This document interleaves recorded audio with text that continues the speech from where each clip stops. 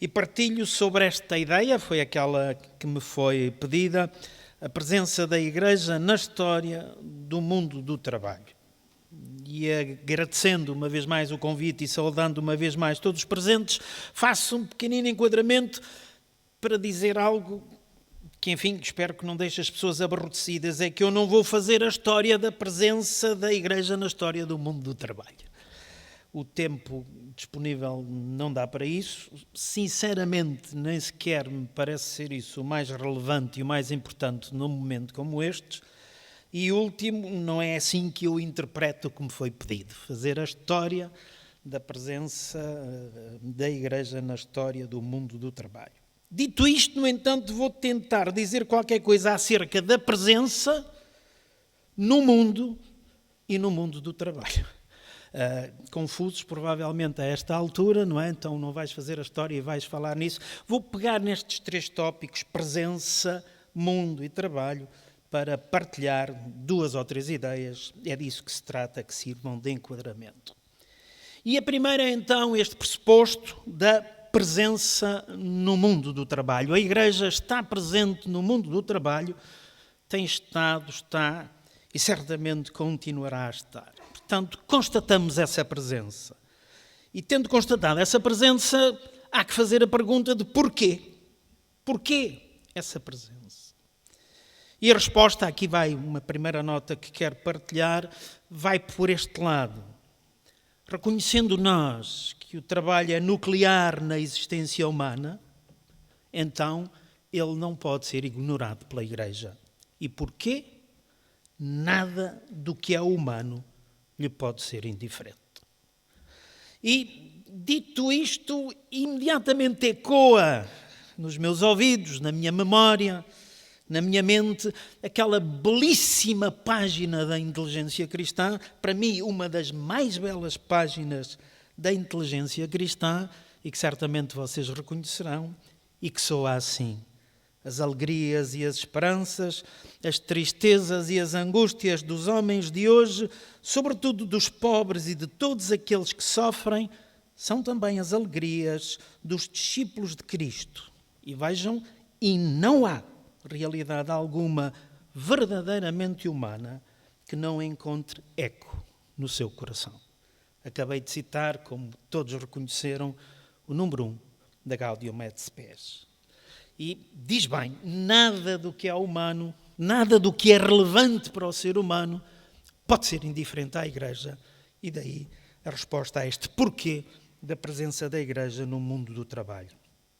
Lembro-me também a este propósito algo que aprendi com um dos meus mestres, um professor de Salamanca, e que me ajudou a entender uma dimensão cristológica desta reflexão que constitui simultaneamente aquilo que eu considero ser um paradoxo tipificante da própria experiência do cristianismo.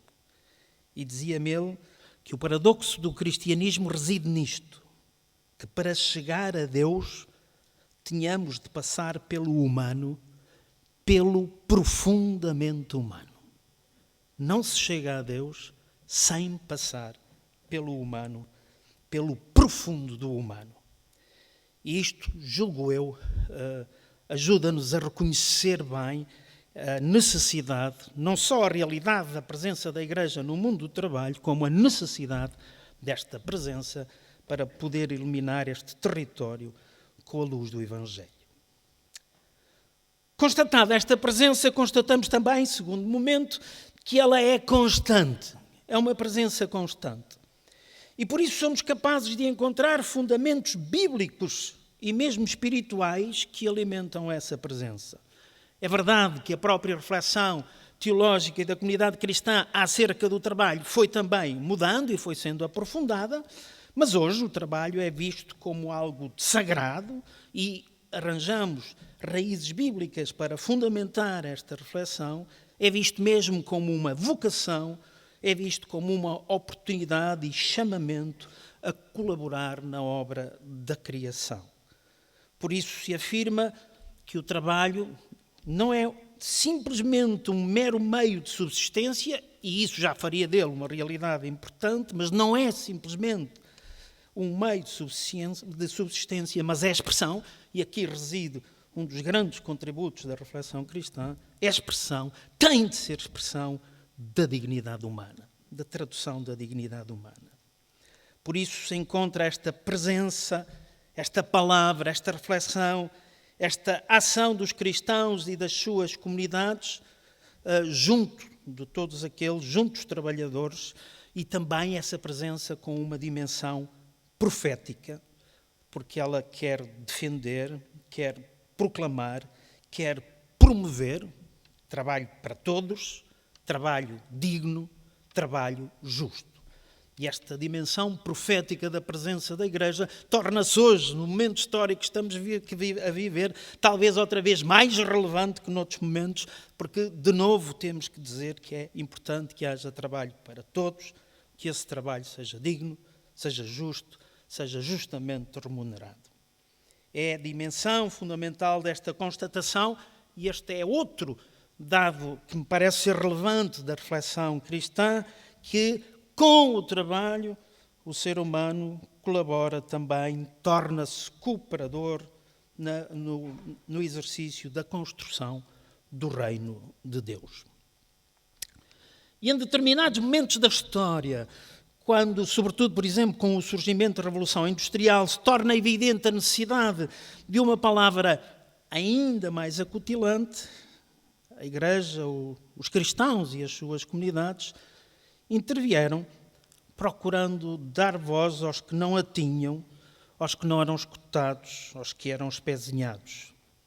E marco fundamental desse caminho, e entro num terceiro ponto, uma brevíssima pontuação dessa presença, marco fundamental desse caminho é a Rerum Novarum, sabemos todos, de Leão XIII, este leão está agora na moda, este Leão XIII, não é o 13, como é óbvio, já lá iremos ao outro, denunciando as injustiças, 1891, denunciando as injustiças sofridas pelos operários, defendendo um trabalho digno, um salário justo, bem como a possibilidade, a necessidade, o direito a uma organização sindical. E desde então, desse marco, muitos outros documentos e ações da Igreja têm afirmado e reforçado este compromisso. Aponto simplesmente alguns mais diretamente relacionados com o trabalho. E quase todos eles fazendo referência a esta data de 1891. 1981, famoso texto ainda hoje tão atual, Laborem Exercens, de João Paulo II, que realça o trabalho como vocação e meio de santificação, voltarei a isto. Centésimos anos, João Paulo II, 1991, atualiza os princípios da Rerum Novarum e reafirma a centralidade da pessoa, realidade fundamental em toda esta reflexão, a centralidade da pessoa. 2009, Caritas in Veritate, Bento XVI, afirmando que o trabalho deve estar ao serviço do desenvolvimento integral do ser humano, trabalhando em prol do bem comum. Poderia dizer muitos outros textos, estou a cingir-me àqueles que diretamente também falam no trabalho. E como não referir aquilo a que eu pessoalmente tenho chamado de ser a constelação do cuidado do Papa Francisco. Um conjunto de textos onde ele fala no cuidado, a Evangelii Gaudium 2013, a Laudato Si 2015, a Querida Amazónia 2020, a Fratelli Tutti 2020, a Laudate Deum 2023, a Dilexit Nos 2024, colocando o cuidado a partir do coração, do próprio coração de Jesus Cristo, outra vez a dimensão cristológica. Isto não é simplesmente uma dimensão da ação social, tem fundamentos cristológicos, de outro modo não poderia ser. Portanto, colocando o cuidado a partir do coração de Cristo como tema maior da identidade e da ação cristãs. O cuidado da casa comum, o cuidado do humano comum. Laudato Si, Fratelli Tutti, todo este universo. E aí o destaque, claro, do trabalho. A economia de Francisco, o Pacto Educativo Global, o Pacto Global pela Família, propostas transversais para trabalhar estas áreas, duas dinâmicas que percorrem a vida da Igreja neste momento, a sinodalidade como modo de ser e de estar da Igreja e o Jubileu da Esperança que aqui nos convoca. Tudo isto, esta constelação do cuidado a partir do coração, do cuidado da casa comum e do humano comum. Como não integrar a reflexão no trabalho sobre isso? E esta quinta-feira, apesar de ter sido assinado no dia 4, esta quinta-feira todos nós tivemos conhecimento do texto de Lexité, onde agora Leão XIV diz que recebe esta intuição de Francisco, reafirma, retoma as preocupações sentidas por Leão XIII, por Francisco, por todo este percurso e, pela mão dos pobres e com os pobres, destaca todo o contributo da chamada doutrina social da Igreja.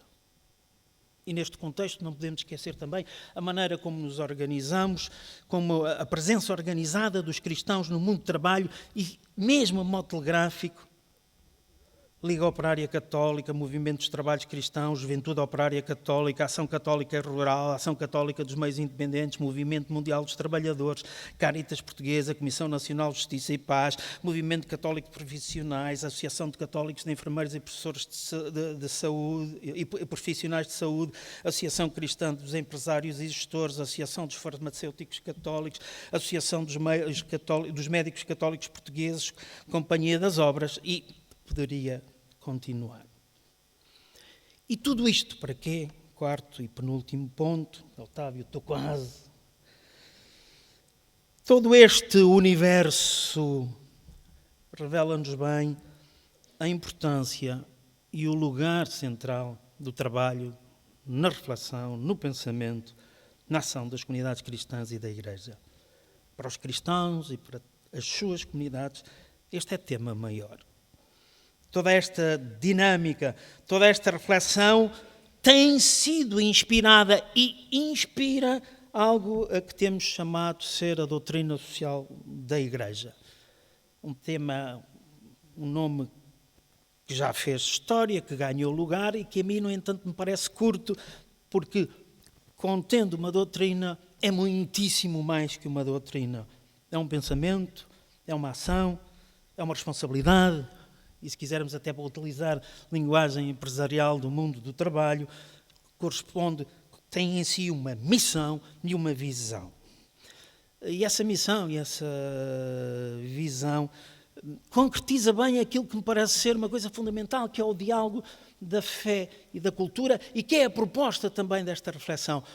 Como é que a Igreja pode estar presente no mundo do trabalho para iluminar este mundo com a luz do Evangelho?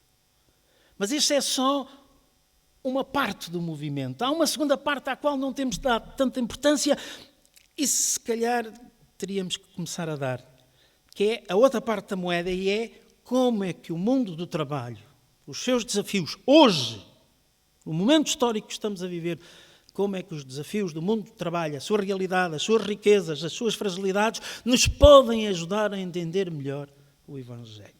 Costumamos falar muito em iluminar a cultura com o Evangelho. É fundamental. Eu atrevo-me a dizer que é também fundamental deixar que a cultura ilumine o Evangelho. Não pode escrever de maneira diferente. Já foi escrito de uma vez por todas, mas há aí sempre aquela imagem bonita do baú onde vou buscar sempre coisas da tradição e coisas novas. Então, o mundo do trabalho hoje pode ajudar-nos a descobrir nuances, perspectivas, dinâmicas do Evangelho que até hoje, às quais até hoje, se calhar, não estivemos tão atentos. E essa é uma riqueza enorme. E no contexto de jubileu que estamos a viver, este pensamento social cristão, esta doutrina social da Igreja, é também motivo de esperança, concretização à esperança, que nos leva a viver a experiência cristã. E esta seria a penúltima nota que eu queria partilhar convosco, porque isto é que me parece ser o relevante da presença da reflexão cristã, da Igreja e da sua ação no mundo do trabalho, que nos leva a viver a experiência cristã, dizia eu, como um modo de habitar e transformar o mundo. Porque esse é realmente o grande objetivo do cristianismo, habitar e transformar o mundo de modo a que ele possa ser concretização do reino de Deus. E último ponto, daqui surgem então compromissos renovados e desafios atuais para esta nossa presença. E neste tempo em que o trabalho parece ter voltado a constituir uma questão urgente e central, uma questão humana, uma questão social, e eu atrevo-me a dizer também uma questão cristã, é urgente e necessário tomar uma renovada consciência do significado e da dignidade do trabalho. E para isso é necessário promover um olhar e uma reflexão que permita este trânsito. Um trânsito na maneira de entender o trabalho que já que se começou, que se continua, mas que é preciso aprofundar. E que me permita olhá-lo, e já o olhamos assim, não tanto como um castigo por causa do pecado que fizemos e fomos castigados e temos que ganhar a vida com o nosso trabalho, o trabalho do rosto, não tanto como isso, não principalmente como isso, mas como algo que dignifica o ser humano, que ajuda o ser humano a ser humano, que contribui para que o ser humano possa ser humano. Não tanto como algo mais destinado às classes inferiores, mas como uma realidade que nos torna cooperadores de Deus, pelas quais somos verdadeiramente e nos assumimos cooperadores de Deus. Não tanto a partir do seu caráter penoso, pesado, mas a partir do seu caráter de transformador do mundo, de competência, de capacidade dinâmica capaz de transformar o mundo. Não tanto simplesmente como dever, mas como direito. Não tanto centrando, como muitas vezes centramos na nossa sociedade, a valorização do ócio, falo de ócio, não de descanso, valorizando o ócio, mas valorizando o trabalho em si mesmo, não como algo para depois podermos ter o ócio, mas o trabalho em si mesmo. Não tanto como uma questão que nos faz indo cada vez gastando mais, degradando mais, perdendo mais, mas como algo, pelo contrário, que nos realiza profundamente. Temos de novo de não ter medo de ser testemunhas concretizadoras da dimensão profética do Evangelho. É aí que se enraiza a esperança. E, portanto, continuando a ser hoje e amanhã esta presença viva, solidária, transformadora, profética, destacando a centralidade da pessoa e denunciando a cultura do descarte, promovendo novos estilos de vida e de organização social. A Dilexité do Papa Leão XIV, referindo-se ao trabalho, cita a Laborem Exercens, dizendo: o trabalho humano é uma chave, provavelmente a chave essencial de toda a questão social. Julgo que estas palavras são citadas hoje, são atuais, referindo-se a 1891. A 1981, a Laborem Exercens. Proclamando hoje que o trabalho é uma das dimensões fundamentais, parece-me ser esta uma das presenças, proclamando hoje que o trabalho é uma das dimensões fundamentais da vocação humana, da vocação cristã. Pelo trabalho humanizamos-nos, pelo trabalho santificamos-nos, pelo trabalho podemos construir um mundo diferente, um futuro diferente. Neste dia em que nos juntamos para celebrar a esperança, aquela que faz acontecer o que se espera, aquela que é Evangelho, peçamos ao Senhor da vida que nos ajude sempre a lutar pela dignidade do trabalho, pelo trabalho para todos, pelo trabalho justo, digno, a fim de que possa haver trabalho de facto digno e justo para todos. Seja esta a nossa oração hoje, seja esta a nossa ação hoje, sejamos testemunhas concretas desta esperança. Muito obrigado.